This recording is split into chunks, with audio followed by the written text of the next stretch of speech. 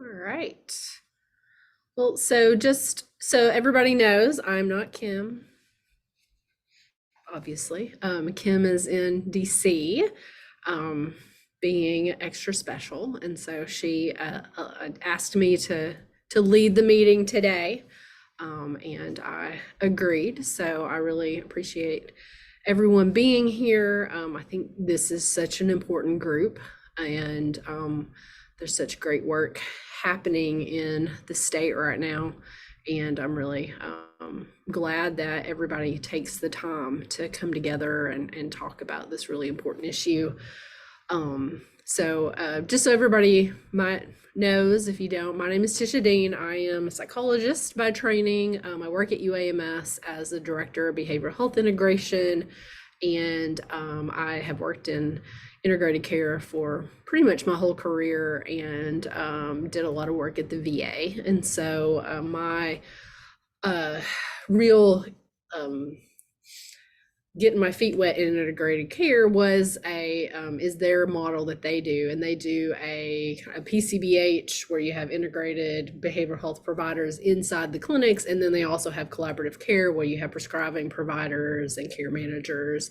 And so really the way that my brain sees integrated care is with both types available, and so we've really been working hard to integrate collaborative care into our clinics at UAMS. We have mostly integrated providers, but we did not have the real prescribing consultation piece. And so that's what we've really been working on. And so my involvement has been with this group as number one, working with Dr. Hudson in creating the grant for the SAMHSA grant, or submitting the SAMHSA grant with DHS, and also being an advocate for collaborative care in Arkansas. As you know, our UAMS sees a lot of patients with Medicaid, and so if we're not able to pay for collaborative care through Medicaid, it's not going to be a sustainable able to be sustainable in Arkansas, or at least at UAMS. So I have a lot of vested interest in us being able to do this. So I'd love for those of us who are here to introduce ourselves. Well, Tisha, I'll go ahead and jump in because all right. I'm eating my tuna fish salad, and I will be off camera doing that because y'all don't need to see that. But my name is Mark Jansen. I'm Vice President, Chief Medical Officer of Arkansas Blue Cross Blue Shield. For 29 and a half years, I was a primary care physician down in Arkadelphia, Arkansas, and so saw firsthand in the trenches all the behavioral health opportunities that were there. Felt like I did a pretty good job in that space as far as taking care of folks, but always was looking for more help than I had, both from a referral standpoint as well as an in the moment consultation to work with folks who had those problems, because pretty much everybody I saw had some problem. So I appreciated how common it was. Then left there to come back home to Little Rock in 13.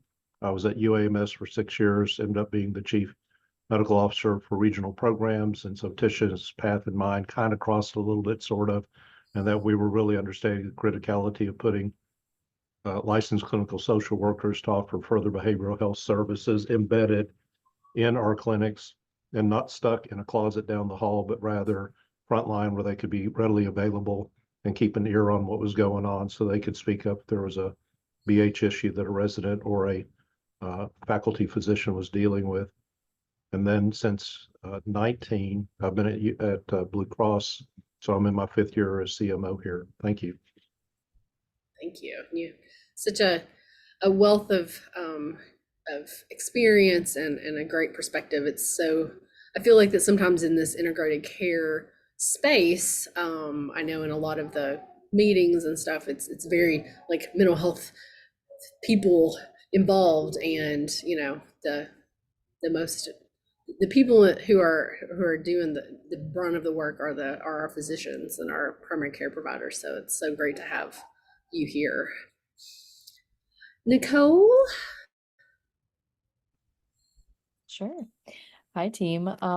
My name is Nicole Portrude. I'm the Senior Program Manager with Mindula Health. I am personally located in Philadelphia, but we're all over the US as a remote provider of collaborative care in one of the states we serve, also serves this group here. So my role as senior program manager, so I handle a lot of the operations, helping to build workflows and processes in our program that help us to really serve as many patients as possible from as many locations as possible and from as many different styles of patients as well, really be able to serve as many different diagnoses, populations, age groups, and really trying to define what that care looks like in our service as well. So I'm really happy to be a part of this group. Cover And everything. Bree? Hi, everyone. I'm sick, so pardon my voice here, but I'm Bree. I oversee collaborative care for Mercy across the ministry. So I'm in Missouri, Arkansas, and Oklahoma. Thanks. And Julie? Hi there, I'm Julie Carmen. I'm a nurse practitioner and family practice and psych certified. I work at Boston Mountain and we serve uninsured, underinsured, and insured patients northwest and north central Arkansas. And Mary Beth, are you able to introduce yourself? I see that you don't have video, so. I do not have video. I don't have my camera plugged in. I had to rearrange my office because my windows are broke. So I'm not all techy today, but just know I look fabulous today. But I'm Mary Beth. I'm with the Arkansas Academy of Family Physicians. So I'm here to tie in our family physicians into collaborative care and just appreciate the great job you all have done and keep doing. Great. And then I think everyone but Caitlin has gone. And Caitlin, you want to introduce yourself just so everybody knows who you are? Sure. I'm sure you guys have seen my face all over ABEN stuff, but I am a project manager for ABEN. I am an LCSW by training, and I have spent the last 10 years or so of my career doing integrated health, and mostly in Central Arkansas. And it's just very nice to hear the passion and support from everyone because boots on the ground, you can get a little discouraged sometimes because you don't get to have these conversations. You're out there and you're doing the work. You don't get to come together with a lot of other people to have that conversation. So I do have to give a shout out too. I heard Dr. Jansen speak at the Rural Health Conference not last week. I'm really not sure what even date it is. And I heard he is recovering from a hip replacement. And I've heard from several people that he does not stop. So I just want to give you props for making it all the way out there. And yes, we were all everyone I sat with was very impressed at you sharing that. So just glad that you're here and excited about our conversation today. Tisha, I don't think David introduced himself. I know he jumped on. Okay, yeah. David? Yes, I'm David Jones. I'm an LCSW. I am one of the assistant directors of the Office of Substance Abuse and Mental Health here at DHS, OSAM. And I am the project director of the SAMHSA grant that we have going on with UAMS. Great. Well, glad we have such great representation nationally and all over the state. And also I love that we have, such a wide array of professions too, of nurse practitioners and primary care and psychology and social work. And it's just, I love how this topic brings people together.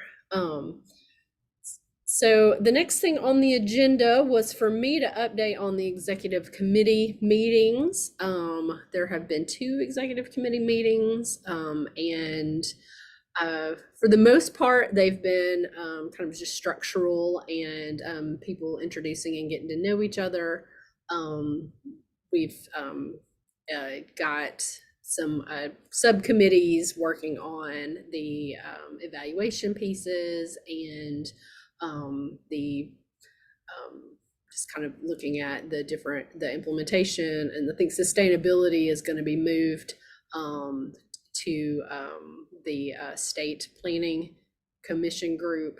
So there's going to be 3 committees: the implementation, evaluation, and then the state planning group. And I think most of the conversation in the last meeting was focused around some questions about from SAMHSA about the informed consent, and there's some questions about whether patients would have to sign informed consents to engage in treatment with the providers that are going to be funded by the grant.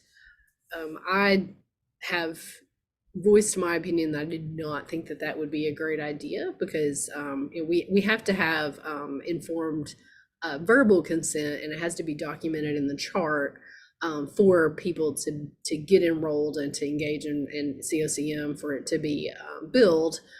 But adding an additional informed consent where you have to sign it could be a barrier to patients actually engaging.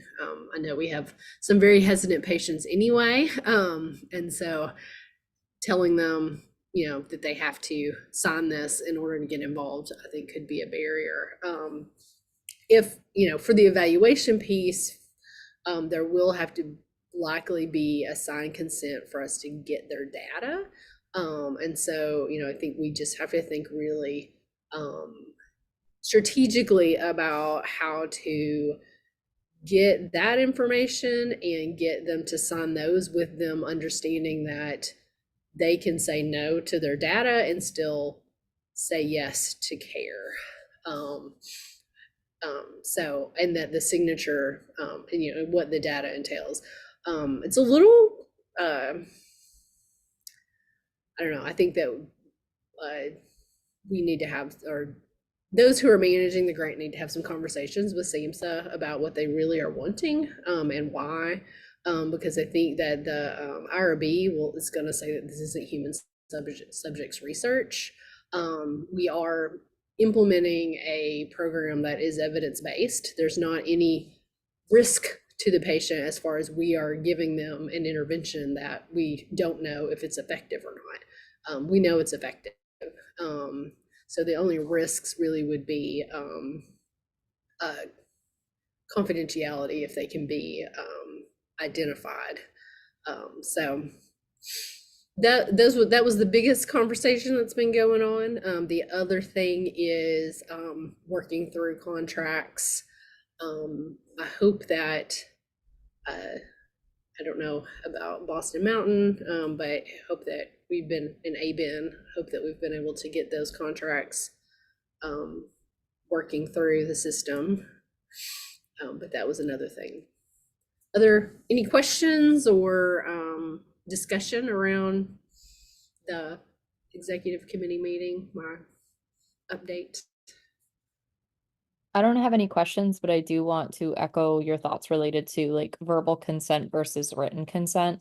In my experience, patients do tend to have a hesitancy, and like any opportunity for additional opt-out is not always in that best interest, though having that consent. I know we've identified workarounds where we get that consent from the primary care provider or for the referring provider, and then also the management team will also then echo that verbal consent, just to ensure that we double down and have it, and that there is that like verbal buy-in, and that it's well documented on our end and exists in the chart.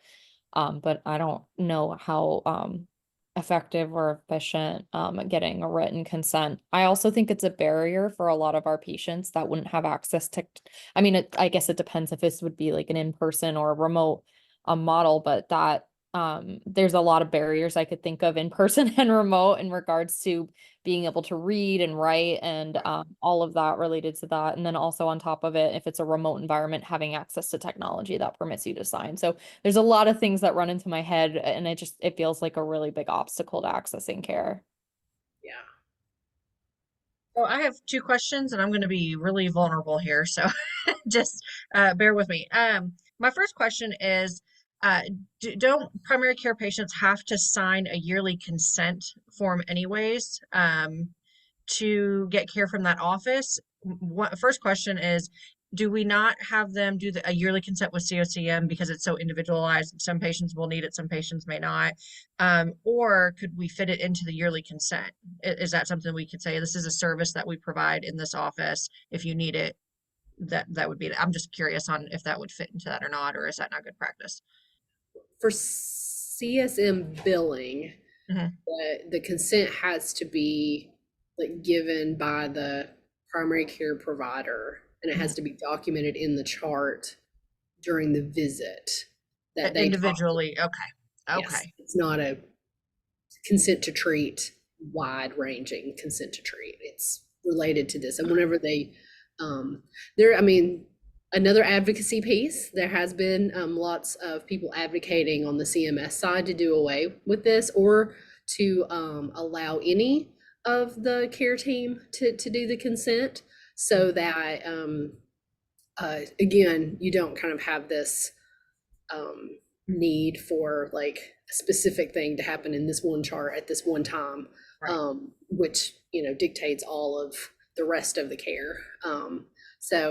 But right now, the way that it's worded, or the way that it's done, is that way. And this is a specific, and this is different from the SAMHSA grant, is wanting consent for them to engage in treatment related to the grant. And Right. so, and the data collection. And Mhm. so there is specific data that SAMHSA wants. Whenever the grant was being written, it was believed that, you know, this would not be human subject research. We're not going to have a in-person specific informed consent, but now that's being brought up by SAMHSA that we may have to. So that's another piece of it, like to use the data to collect, to give to SAMHSA. That makes sense. That was my second Okay, question, so I'm and glad you Caitlin, answered that. just going Dr. back to my Jensen? practice days, I Mhm. don't recall when I was in practice that patients I saw on a regular basis were having to annually consent for me to continue to see them. Mhm. In fact, I'm not even sure that they had to sign anything. Usually the paperwork that was done had to do with assignments and billing and things of that sort. But I know in the emergency room, there's always been this thing called implied consent. If you show Right. up for care in the ER, you are consenting to the care because you showed up for the care. And so I don't know if that's how it works in a private office at this point, or are there new regulations requiring annual consent for treatment. I do know that the whole issue of mental health is at a whole different level as far as records, release of records, things of that sort. So there may be some additional requirements as related to mental health therapy over and above the typical run-of-the-mill physical health that a primary care physician would see in the office. Just don't know about that, but annual renewals of consent to be seen, don't recall that at all. Gotcha. Okay. Thank you so much. And I'm so glad that, thank you both for answering that question, because when people go back to watch this, I'm sure they'll need some extra information too. So I really appreciate you guys explaining that. Yeah. So and David, do you have any updates or any input on this, just from the DHS / SAMHSA point of view? I didn't know.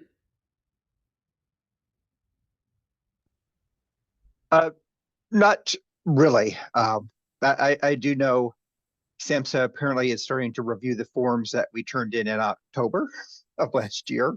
And so there may be some additional changes coming down the pike as they process through those forms.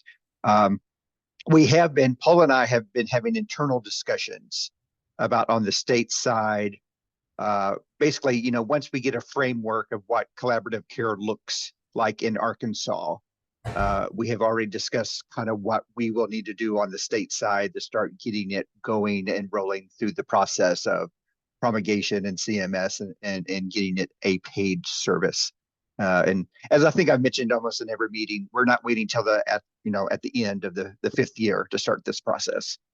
So we're basically all we need or waiting for is a framework what does it look like in Arkansas, and then we will start on our end to try to get it going. Great. Thank you, David. And yeah, and thanks for that piece of information. That's one of the things I missed out. That's kind of how this conversation is starting, is that SEMSA is starting to go through the documents that we sent in October. And so this is one of the sticking points or the questions or concerns that they had.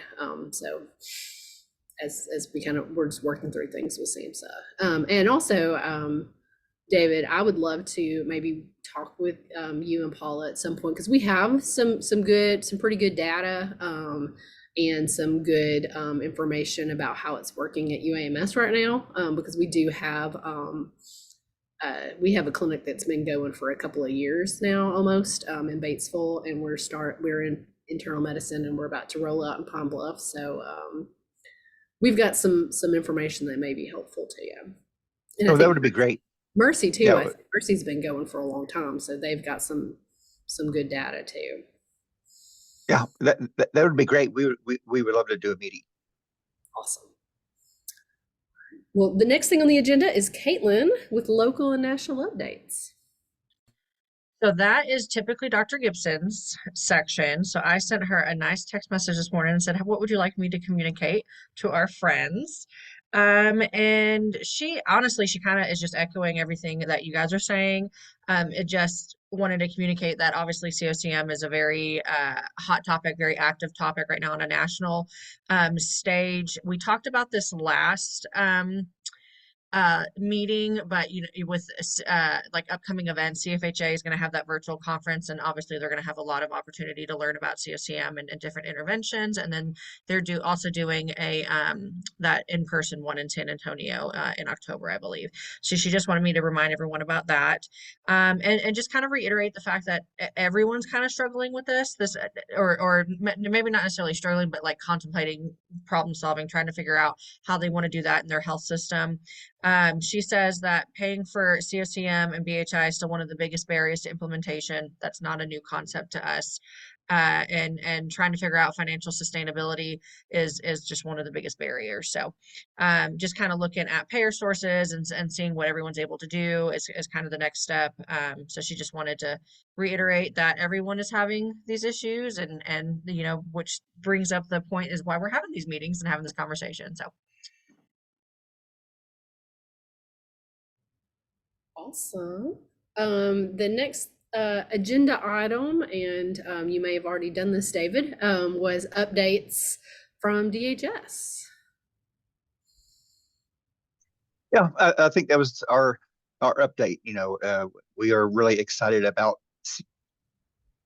this SAMHSA grant and where it will go, and so we're really excited about this. Welcome, Verna. How are you? Good. How are you? Sorry, I was arguing about collaborative care codes someplace else. So apologies. Sounds like it's a thing that happens a lot these days. It sure does. Bye, Dr. Jansen. Thank you for your input today. So Sorry, I'm bugging out. I've got another meeting I've got to run at 12:30. Thank y'all. bye.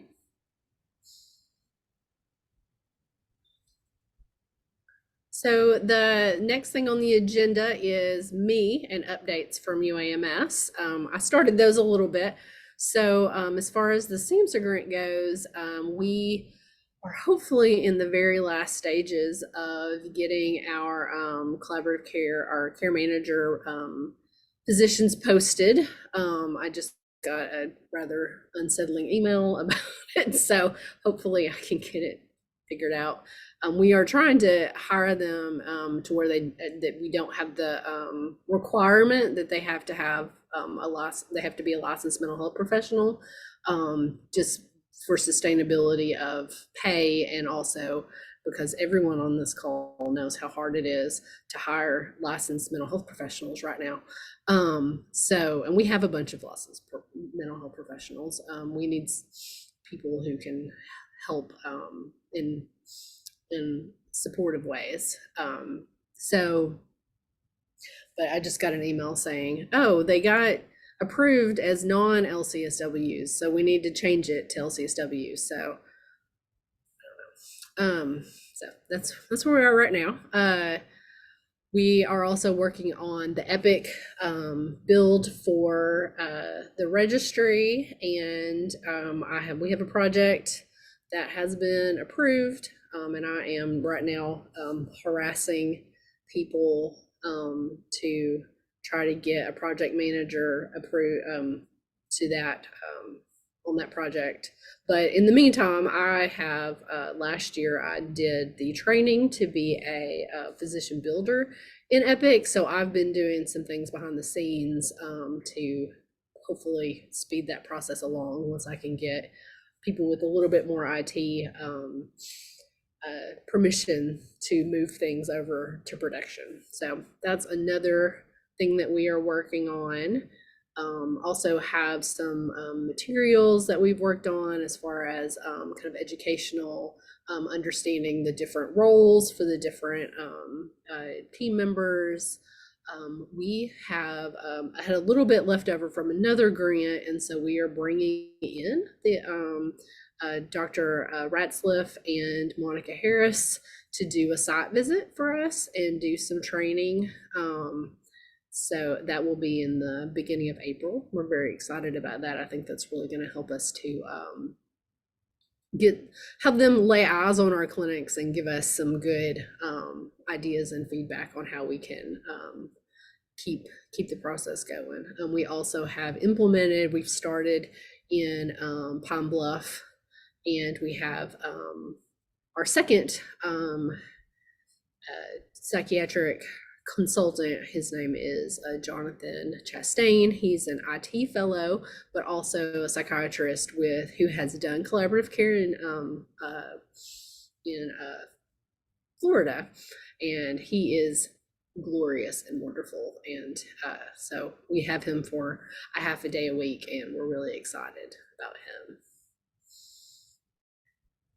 Any questions about how we are moving along at UAMS?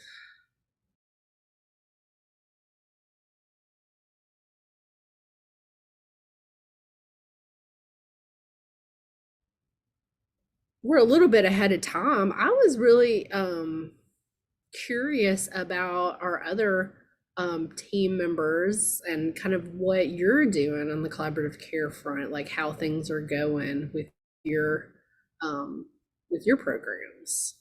Anybody would love to share, or wouldn't love to, but would be willing to?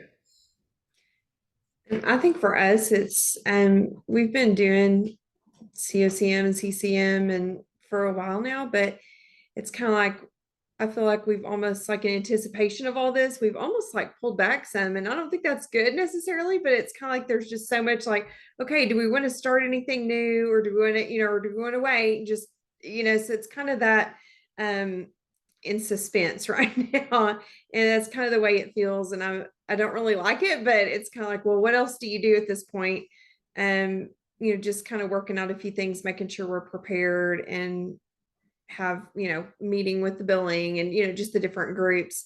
So I guess we're not really in as much suspense as it feels like, but I'm ready to like get going. And so I think there's kind of like that moment of, that's kind of where we're at. I'm happy to jump in next. There's a couple of common themes that, on an ongoing basis, just really ensuring that providers have a strong understanding of the services that we offer and understand the billing concept, and are verbally describing at the beginning of the process what collaborative care is in an accurate manner that sets us up for success, so that we don't get a month into the process and the patient's like, hey, where's my therapist? And we're like, well, bad news. So there's a lot of, great provider education and focus in that lane. I think scalability is a huge part of the conversation on our end as well. I kind of feel, Julie, what you were kind of talking about, kind of like that feeling of like, almost like needs to like pause and pull back a little bit, and really just taking a look at what we need to do to really be able to grow. With all of this need that we see out there, we just want to make sure that we're able to, one, bring in those patients and get them here, and then also be able to answer that volume of patients in an efficient and effective manner. So really just looking at that. And I think that has a lot to do with the registry, how it's built, the data that we're looking at, the way we're training people has been a huge topic of conversation. Even just the people that we're hiring too. One thing that we've been looking at is what regions are we hiring people in to make sure that like the amount you can pay a collaborative care manager is something that makes sense with the people we're bringing in. So we have that sustainability, so we don't have that high turnover. 1,000 things are coming up. So there's a lot to do. I feel like, I don't know if anybody else has that feeling, that there's a lot going on and it's kind of just trying to pull it all in and pick the direction you start at and kind of working towards that scalability. So I feel like that's been a big theme lately. And Nicole, which places in Arkansas are you working with? I believe Baptist Health is the larger partner. We may have another one that is escaping my memory in this moment. But Baptist is one of our bigger partners. Hattie brought me into these conversations. And then she left. Well, she's not gone, but she's not here today. Abandoned us. I think she's also in DC. Oh yeah. Oh, well, she's close to me now. I should go visit. No, she's actually, Dr. Gibson's actually at an award ceremony for her kiddo. Oh, And it's just me, I'm the only one left in DC. Megan's back here. You can't see her. She's another one of my coworkers, but Kim left us out here. So, but yes, Dr. Gibson's doing something really fun. So we'll excuse her this time. Yeah. we'll give her permission. Mhm. How about Verna or anyone at Mercy? How are things going with Mercy? I think the big problem at Mercy, I mean, we have, thousands of patients that we're caring for across their system right now. The big problem with Mercy is actually the codes and the ability in Arkansas. They have actually been paying to support the Medicaid patients, and that is becoming not sustainable. And, they're not part of the grant funding. And so it may be that the services to Medicaid patients as part of Mercy get discontinued because of the reimbursement. And think this was before you got on, Verna, but we did, David from DHS had said that they were wanting to kind of get an idea of how things are working in Arkansas and kind of start the process of figuring out how to, what it takes to get the codes turned on. And I had talked about getting maybe us getting together and giving some data to I them. can give you data on thousands of patients from 6 and up that we've cared for in Arkansas with outcomes, suicide reduction data, PHQ, GAD. Like, I can give you all of that. Yeah. And I was telling them we had some data too from UAMS, and we can get what you guys have for Boston Mountain and maybe pull that stuff together and we can get this process started. I think we've cared for about 14,000 patients now in Mercy. Great.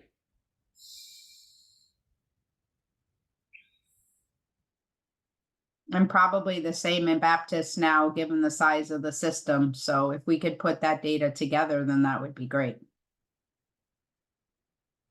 Well, I'll be in touch because I think Okay. that is a very important next step. Yep, glad to do it at any point. It takes me 10 minutes. I can run that data and get it right over to you. Awesome. And I think David had mentioned that he's having issues with his headset, so he's not ignoring I it. think it's there he is. fixed. Can you hear me? Okay, Yes. good. Oh, we could. Now you're going. Yep. Came and went. Oh yeah. Yeah, I was gonna say, yeah, the data is good, but we also were needing, as I said, the framework of how it's going to look, because we've seen the data that that it does work. Collaborative care does. So, but our process is, how do we how does this look like in Arkansas into a Medicaid policy, and then of course we have to promulgate that through the legislature, and since we have not paid for this services, most likely we're going to have to change the state plan too, which will have to get approval by CMS. And so, so two things. I have some other Medicaid, draft. I actually literally am just editing the Maryland Medicaid Bulletin now. So we have others that we could share. And then there is a document coming out, and it'll come out any day. I can't share it. I had to sign something saying I wouldn't, but it actually further supports the cost reduction. That might actually be helpful for you. I can share it with Tisha and make sure that everybody on this call gets it, but I'd be glad to help you with any of that other Medicaid language. And we're working with the APA now to have a document that actually is meant to be a guidance for states and Medicaid directors and teams to be able to outline. So I'd be glad to share all of that with you, whatever would be helpful. Yeah, that would be great. Great. Yeah. And I think maybe us, like maybe with Boston and with my doula, and as kind of, I think if we can make it as Arkansas specific as possible and think, like this is how it's working and this is what we're doing and this is what we think, this should say, would be helpful. Perfect. Awesome. Yeah. Yep. Right. And I think taking from the things we know have worked in other states, like where things have been tried and they didn't work and they had to change them. Like, I think what we're trying to do is let's save states the pain points of that, or at least share with them, this is why that didn't work in certain places. And, so that people can go in with that information. Great.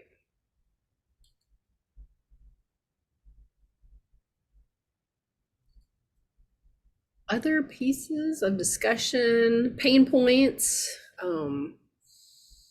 things that I was curious, Julie, who is doing the psychiatry or the consultation piece for you guys?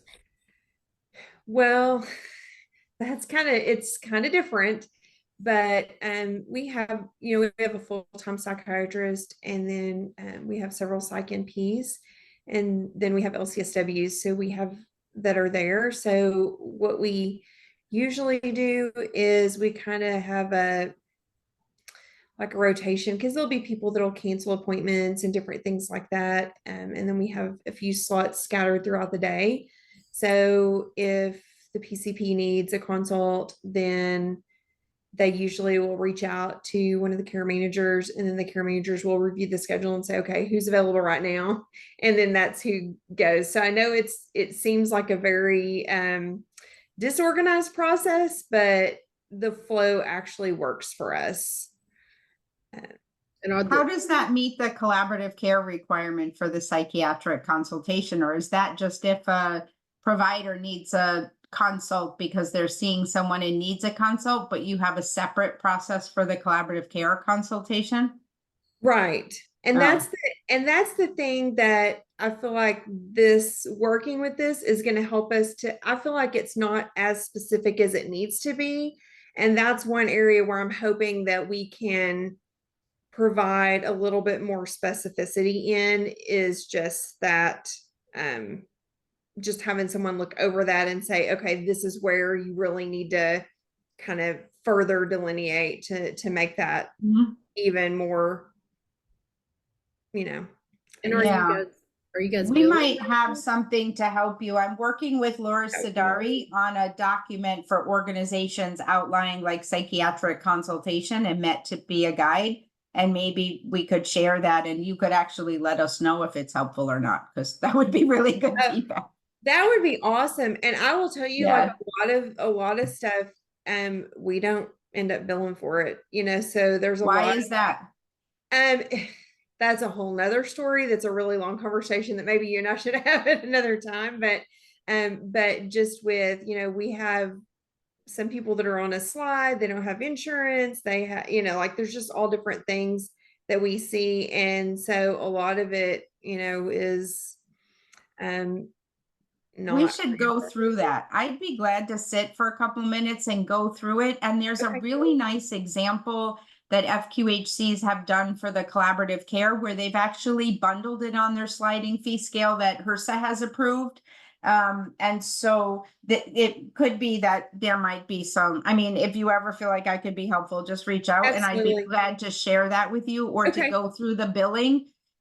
Because I've worked with a lot of FQs in states where the codes aren't turned on. And so we've had to bill some non-threshold kinds of things and then use some of the codes to get the PPS rates and, had to do some things a little bit differently. So I'd be glad to think that through with you, so that it's, consistent to the model and still sustainable and feels good.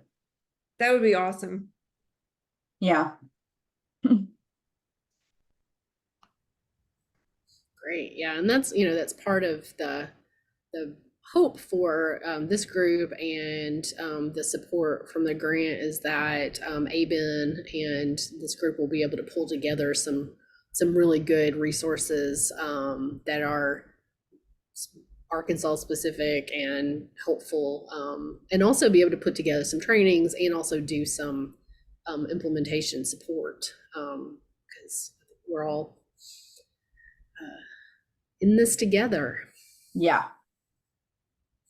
For sure. Is a wealth of information. Well, yeah, I don't know about that, but I'm glad to share things like, that are happening in other places, and then you could make them specific, to what would work for you. And it's also definitely working. Well, what will work for you guys too, because you're here too. We are, yes, we are there. Here. And actually maybe expanding a little bit. And with my other organization, Zero Overdose, we've actually put in some large grants there to do some zero overdose work. So it may be I'm coming to visit you more often then. Well, we definitely need it in Arkansas, so that will be. Yeah, your numbers are off the charts. It's terrible here. They are off the charts, yeah. And So with this group and also with me, if you see things legislatively that we need to do in Arkansas to make things easier or to have some policy changes, let us know. One thing to think about, and I don't know where you guys are on this, the state or the feds passed the HBAI codes to broader disciplines, and the states are adopting them at varying levels, but that actually is really helpful for integrated care. And so I don't know where you guys are with those codes. Also the interprofessional billing codes, particularly if collaborative care is not on your Medicaid fee schedule, those interprofessional billing codes could sometimes help with the consultation for our FQHC friends. They're not going to be a threshold visit, but they could actually be a source of revenue for others. But the HBAI codes passed as a threshold visit would be really helpful for the FQHCs. And might make a huge difference. Depression is usually carved out, but you can finagle it somehow. And so I would think about what that, some of those changes, would be helpful to support this work as well. Yeah. I'd have to look. I'm not sure about the HBAI codes for Medicaid, but for private payers, a lot of them do, I think, cover them. And we're looking at trying to get that process. Yeah, cover them, but only for psychologists still.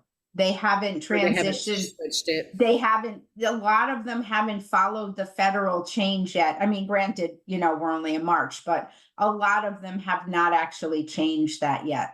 And so once the state Medicaid start to do it, the commercial plans will start to follow. But those are just some advocacy things I can think of that,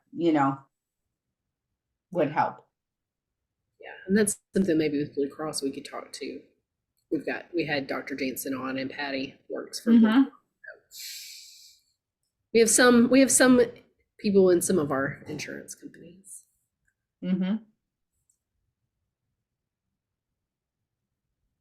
Well, the last thing on our agenda was Caitlin is gonna give us some information on some upcoming CoCM events.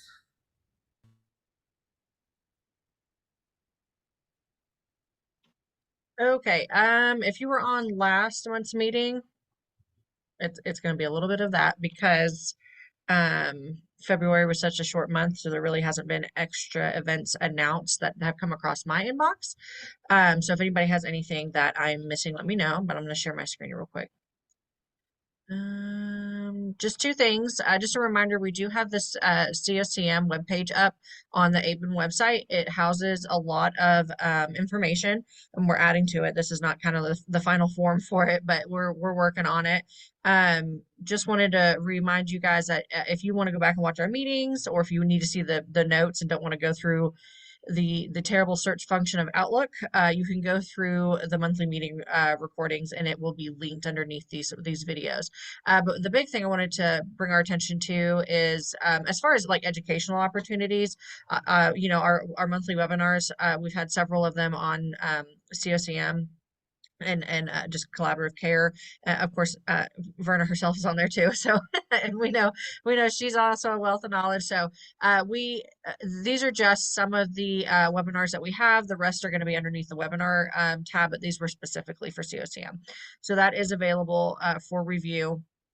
And then again, our BHI conference, we're going to have several speakers on CoCM and peer specialist substance use disorder, crisis intervention. So just to remind you about that, we are actually, I'm excited to say we're actually coming up to our registration cap. We have almost 250 people registered.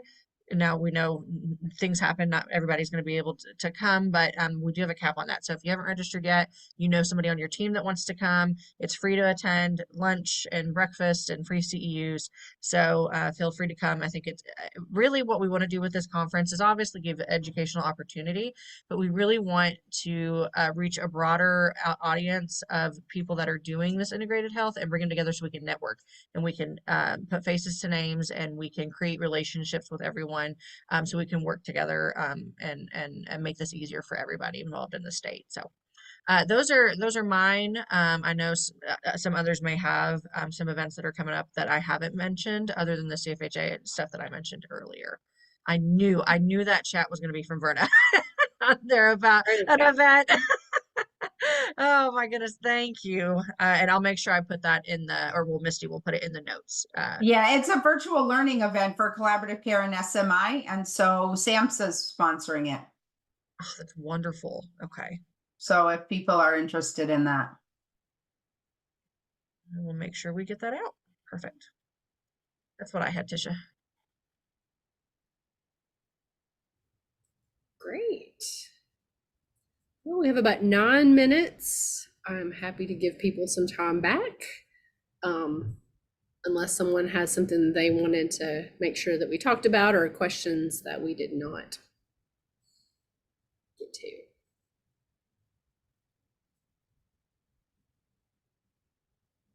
Thank you, everyone, for being okay with it being me and not Kim. I'm not quite as cheery as she is, but we love you just as much. I was gonna say just as much.